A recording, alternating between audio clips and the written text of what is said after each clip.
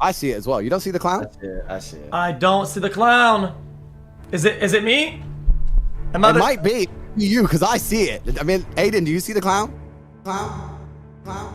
If he tries to insult me, he calls me some whatever, and then I hit him back like, okay, well, you're an incel version. All of a sudden, I have kind of like the right to say it. It'll come across as more earned or righteous than if you just open up with it, you know? To be honest. Hey guys, yeah. Do you guys see the groomer? You guys see the groomer? The top groomer, you guys see him? I don't. Once you're 18, if you want to get yourself a real man, I know a guy. You do? You guys see the groomer? I do, yeah. I do know a guy. The top groomer, you guys see him? I don't. Oh, I think I see him, might be. You guys see him or not?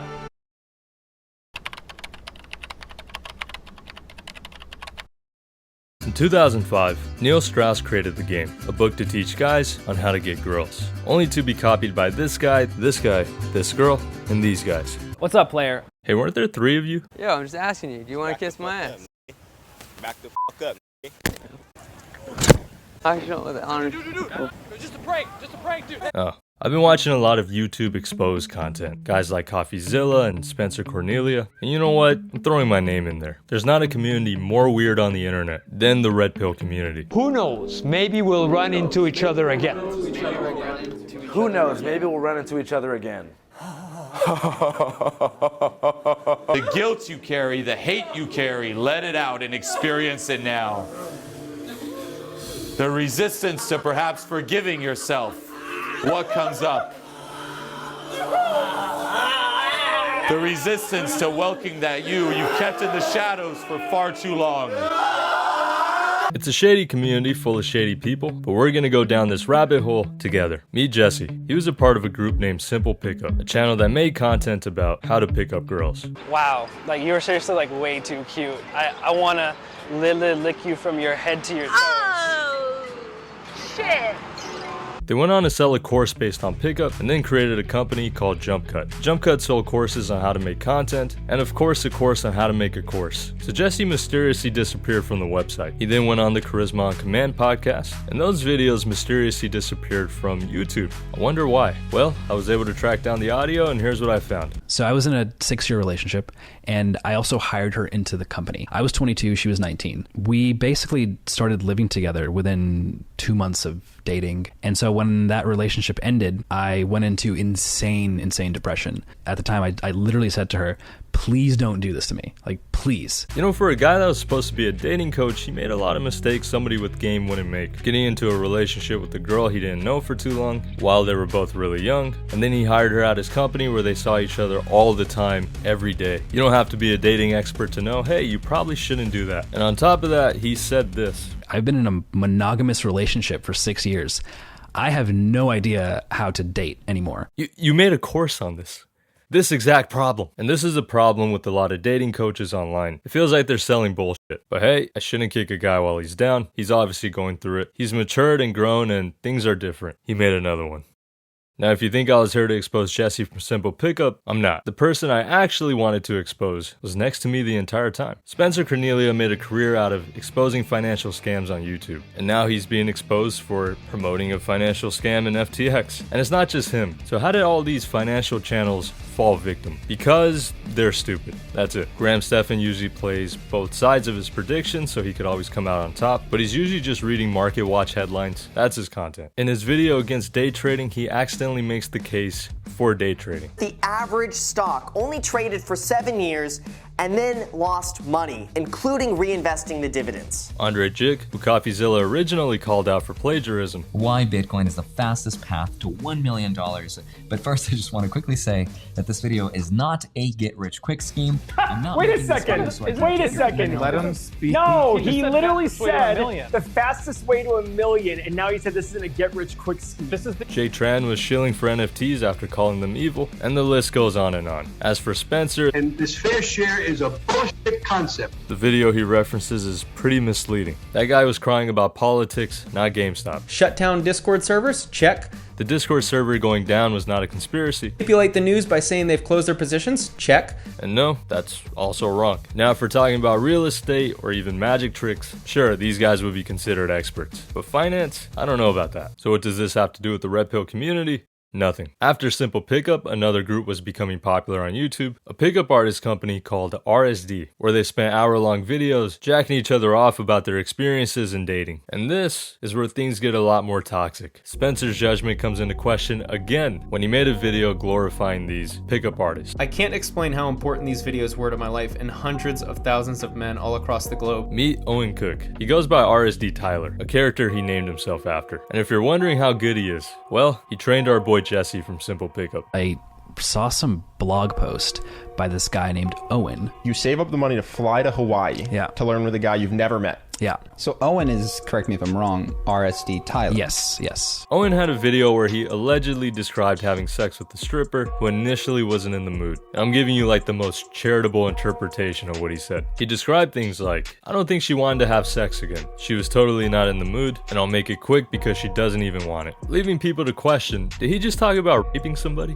And remember The Game, the book I talked about in the beginning? Owen was in there, and he was described as somebody who was manipulative, untrustworthy, and soulless. RSD as a company faced multiple scandals, none bigger than Julien's media scandal in November 2014, where Time magazine labeled him the most hated man in the world. Spencer kind of brushes over this part, probably on purpose. This is Julien Blanc, Owen Cook's right-hand man, and once the most hated man in the world. I'm with actually the most evil man in the entire universe. And why was that? At least in Tokyo, if you're a white male, you can do what you want. Romping through the streets, just like grabbing girls in my opens, like head on dick, head on dick, yelling Pikachu with a Pikachu shirt. A lot of these pickup guys have this weird obsession with touching. And the worst part is he's telling this to guys that are probably gonna go out and try that. I'll give a hot take here. Outside of like a handshake, if you can't win somebody over with just your words, then you don't really have any game. I'm sorry. And after being caught harassing girls, being racist, and giving harmful advice, Julien went on TV looking terrified and at least apologized. Before getting into it, I just want to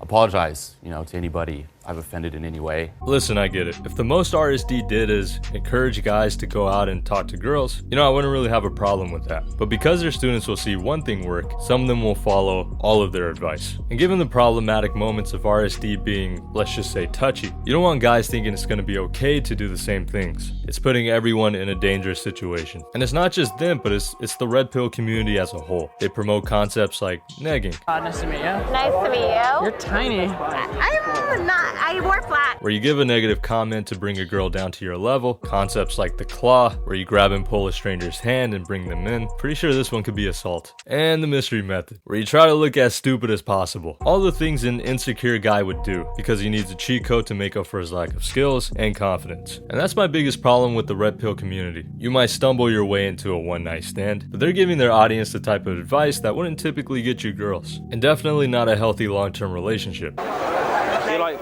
tall, Thank you. Yes. I like you. No. After RSD, the boot camps and seminars were replaced with book sales and online courses, as we usher in the era of the Manosphere. Woman, don't come over here talking that shit. I will not fail. I will not. Big Ack is here now. I refuse to let these pieces of shit tell us, oh, Fresh and Fit are frauds. We're going to stop them. A community where typically older guys with free time try to one-up each other for clout by teaching dating. And the biggest product to come out of here is Andrew Tate. A lot of people ask me, well, Andrew, why do you have a machete next to your bed? And my answer is simple. Why wouldn't I have a machete next to my bed? Why don't you have a machete next to your bed? This isn't going to end well. Oh, let's leave it to that. Tate caught a lot of flack for being a tool and making misogynistic comments. We had to practice if a girl comes at you, you cheater, you're cheating. It's bang out the machete, boom in her face, and then grip her up by the neck. Like, shut up, bitch! Her panties get wet. The machete's on the floor, her panties are all wet. And you go, fuck her. That's how it goes. Slap, slap, grab, choke, shut up, bitch, sex. He's refined his points from there, but now he's not even that controversial. Just another right-wing guy that's using red pill rhetoric to get famous and try to sell a product. But hey, being dense is pretty normal on his side of the political aisle. I wouldn't be surprised at all if Trump had a 49-state landslide. I think we could see a 49-state landslide, and we may see a 49-state landslide Now, my biggest issue with Tate isn't that he's a moron. I don't believe depression as a clinical disease is real, no. I have a problem with the misogyny, but I think he's been toning it down a little. Do you think women are the property of men? No, the point I was making... Why have you said they are? Because I made a religious point. My problem is that he's giving guys a bad mindset when it comes to dating. We're getting douchebag bios, terrible first messages, and all-around bad game. And listen, some people could take Tate's videos out of context, but in his own program, Hustlers University, he encourages people to do just that. Promote out-of-context videos. Remember, this is a guy that converted to Islam, but still drinks and smokes. A guy that wanted out of the Matrix and then got upset when he got kicked out. A guy who says reading books is for losers while releasing a book himself. You're a loser. You're a loser. But he is right. Tate fans who read his book are losers, and the ones who sign up for his program are losers. Because if they were winning, they wouldn't need this type of guidance. So, who is the type of person that would use this guidance? It's Sneako. They're brainwashing you. They're trying to separate gender. They're trying to take as much power as possible. She, theys, trans people, fat blue hair nothings. They don't want you to know the truth. They want to dumb you down. Shut your mouth once in a while. Sneako started as a humble kid who I don't even recognize anymore. From someone who was introspective and thoughtful to... I'm not really sure what this is. Sneako went down the rabbit hole after getting into an open relationship and seeing his girl sleep with another guy. The more dicks the girls take, the more insane they get, the more crazy they become, the more toxic they get. But he's always had certain opinions that made it easier for someone like him to assimilate into the red pill community. But overall, we're becoming a giant liberal cliche. And I often wondered if this community changes people or if it just draws a certain type of demographic, maybe both. But he's slowly becoming more and more conspiracy driven, and he's hanging out with the worst people, making the worst points. He's so impressionable, sometimes he doesn't even know what position he should take. If your daughter was 18 and Andrew Tate came up to her and when he's 40 years old, would you let your daughter date that guy? You wouldn't. Would you let your daughter date somebody? Yeah. I mean, dying. What did I answer about that? I said yes. You said yeah. He said yes after a long pause. I think the long pause was the issue. I should answer quicker. I mean, he's become the exact insult he calls everyone else. Bots. I used to be a big fan of this. I used to love his videos.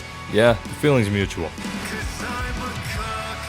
To end, the red pill movement took lonely or heartbroken guys and lured them in with the idea of getting girls. And then they threw in self-improvement, mental health, and working out. But now it's being sandwiched with conspiracies and politics telling you that vaccines are bad, the earth is flat, vote Trump, put all your money into crypto, everything's rigged. It's really just a cult designed to make money at this point. You have guys selling courses with information they can't help themselves with, a guy using a fake name to play a character, guys talking about women's driving ability, and Kanye praising Hitler. The plot is lost, and the pill is laced. And that's it. That ends my journey as a YouTube exposed channel. It lasted one video, but let's not do that again.